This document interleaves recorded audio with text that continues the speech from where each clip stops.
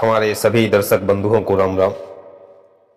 साथियों, एक बहुत कड़वा सत्य है कि हम सब एक ऐसे स्टेशन पर खड़े हैं जहां से हर ट्रेन केवल एक ही दिशा में जाती है और वह है अंत।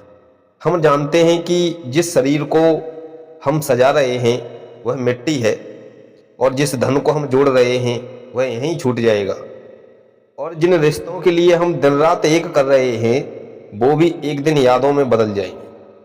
शास्त्रों में इसे मृग तृष्णा कहा गया है। जैसे तपती धूल में हिरण को रेगिस्तान की रेत में पानी दिखाई देता है और वह उसे पीने के लिए दौड़ता रहता है, अंत में प्यासा ही दम तोड़ देता है। ठीक वैसे ही हम भी इस क्षणभंगुर संसार में शाश्वत सुख ढूंढ रहे हैं। आज का यह प्रश्न यही है कि संसार नश्वर है या नहीं।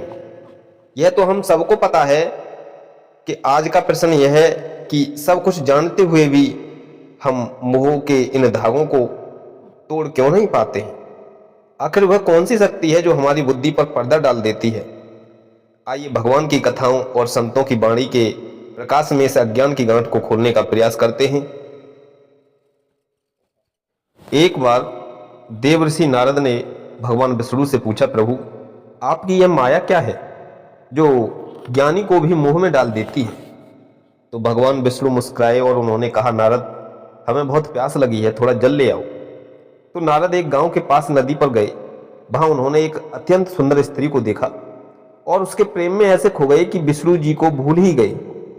उन्होंने उस स्त्री से विवाह किया, उनके बच्चे हुए, घर बनाया और वर्षों बीत गए। एक दिन भयंकर बाढ़ आ गई और उनका घर, पत्नी, बच्चे सब बह गए। अब नारद जी विलाप करने लगे। तभी उन्होंने आवाज सुनाई दी उन्हें कि नारद मेरा पानी कहाँ है।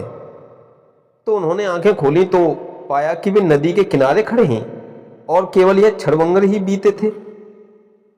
तो निष्कर्ष इससे यह निकलता है कि हम संसार को क्षणभंगुर जानते तो हैं, लेकिन माया हमारे भाव को इतना तीव्र कर देती है कि बुद्धि हमारी पीछे छूट जाती है और भावनाएं हमें बांध लेती हैं। एक बार राजा भरत सब कुछ त्याग करके जंगल की तपस्या करने के लिए निकल गए थे। वे जानते थे कि राज्य और संपत्ति क्षणभंगुर है, लेकिन वहां उन्होंने एक हिरण के बच्चे को देखा जो अपनी मां से बिछड़ गया था। करुणावश उन्होंने उसे पाला, लेकिन धीरे धीरे उनका मन तपस्या से हट करके उस हिरण में अटक गया। अंत समय में भी उन्होंने हिरण की ही चिंता की और चिंता उन्हें सताई रही थी। ऐसे ही मनुष्य का स्वभाव आश्रय खोजना है। जब तक हमें अविनाशी यानी ईश्वर का आश्रय नहीं मिलता है, हमारा मन नाशवान संसार में ही सुरक्षा खोजता है। और हम जानते हैं कि खिलौना टूट जाएगा, पर अकेलापन दूर करने के लिए हम उसे पकड़ लेते हैं। साथियों, भगवान कृष्ण गीता में समझाते हैं कि हम चीजों से नहीं बल्कि उन चीजों के साथ जुड़े हैं। अपने अहंकार से बनते हैं। जब हम कहते हैं कि यह मेरा है तो हम उस वस्तु को अपनी पहचान बना लेते हैं, और वस्तु नष्ट हो जाती है तो हमें लगता है कि हमारा एक हिस्सा नष्ट हो गया। हम क्यों बनते हैं इस संसार से, आइए जानते हैं।